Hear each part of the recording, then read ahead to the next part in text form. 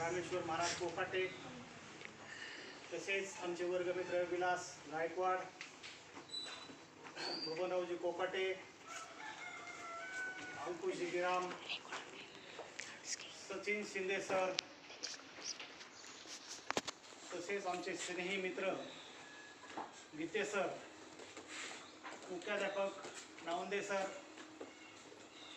सर्व शिक्षक वृंद आणि विद्यार्थी मित्रांनो, आज मला खूप दिवसानंतर आनंद होत आहे की मी काही वर्षापूर्वी शाळेबद्दल किंवा पदाधिकारी असताना, गावचं लोकप्रतिनिधित्व करीत असताना शाळेबद्दल खूप अडीअडचणी यायच्या. शाळेला आपल्या जागा कमी आहे आणि शाळेला गावाला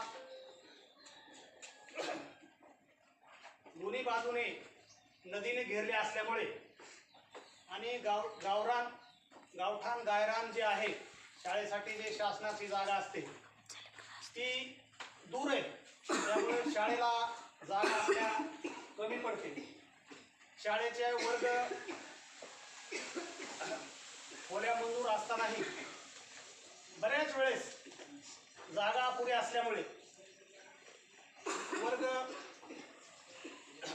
नामंजूर झाले किंवा मंजुरी असताना सुद्धा आपल्याला ती योजना राबविता आली नाही. नंतर जिल्हा परिषद मार्फत ज्या काही योजना आहेत, तर डबल मजली ही योजना जिल्हा परिषदला त्यावेळेस मंजूर नव्हती, पण कालांतराने नंतर दुसरा मजलाची मंजुरी आली आणि त्यामुळे आपल्याकडे आज ही मंजुरी शाळेला आली असताना महाराजाच्या माध्यमातून असेल किंवा त्या काळचे सरपंच जे असतील त्यांनी त्या योजना राबवून आज शाळा एकदम सुसंस्कृत आणि स्वच्छ शाळा निर्मिती केलेली आहे. त्याबद्दल मी प्रथम महाराजाचे आणि ते पदाधिकारी जे असतील त्यांचे, सर्व गावकऱ्यांचे त्यांचे आभार मानतो. आणि मी आता एक शासनाचा कर्मचारी असल्यामुळे मला वारंवार ह्याच्यामध्ये थोडं लक्ष देता येत नाही. माझी पण गावाबद्दल, शाळेबद्दल, विद्यार्थ्याबद्दल खूप तळमळ असते, पण काही वेळेस कसं आहे की पूर्ण लक्ष आपण देऊ शकत नाही.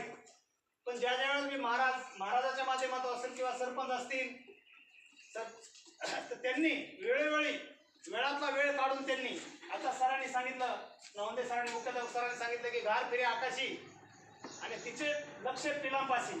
तर ही म्हण महाराज तुम्हाला लागू होते.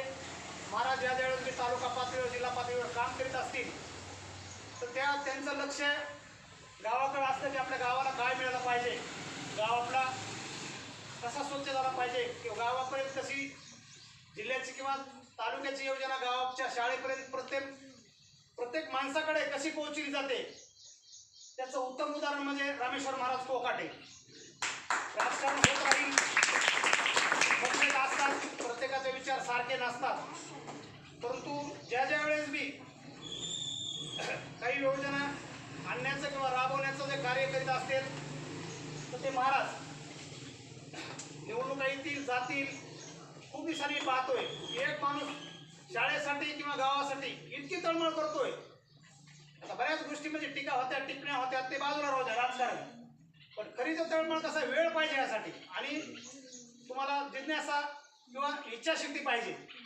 तर ती इच्छाशक्ती कोणाकडे असेल तर आमचे सहकारी क्लासमेट ते महाराजाकडे आहे आणि ते महाराज कुठं थकणार नाही, रुकणार नाही, दिलेला वसा सोडणार नाही, अशी भूमिका घेऊन गावासाठी ते काम करीत असतात. कुणी वंदा, कुणी निंदा, काय, पण ते त्यांचा काही धंदा सोडत नाही विकासाचा. बरोबर आहे का? बऱ्याच वेळेस त्यांना म्हणजे बऱ्याच गोष्टीचा अर्थ निर्माण होतो. आम्ही कार्य करीत असताना सुद्धा आम्हाला पण गोष्टीचा, काही गोष्टीचा म्हणजे राजकीय लेवलला होत असतो, पण महाराज एक असं उदाहरण आहे की त्यांना त्या गोष्टीचं काही वाटत नाही, फक्त आपलं काम आणि आपला धंदा. त्या माध्यमातून त्यांनी ही शाळा जी आहे ना, वैभव यांनी बोलवलेला आहे आणि वेळोवेळी जे कोणी आपलं शिक्षक वृंद असतील किंवा मुख्याध्यापक सर असतील त्यांना वेळोवेळी सहकार्य केलं आहे.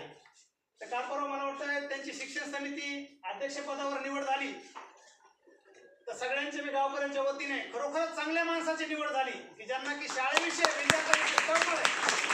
अशा विद्यार्थ्याची निवड झाली त्या ह्याची माणसाची.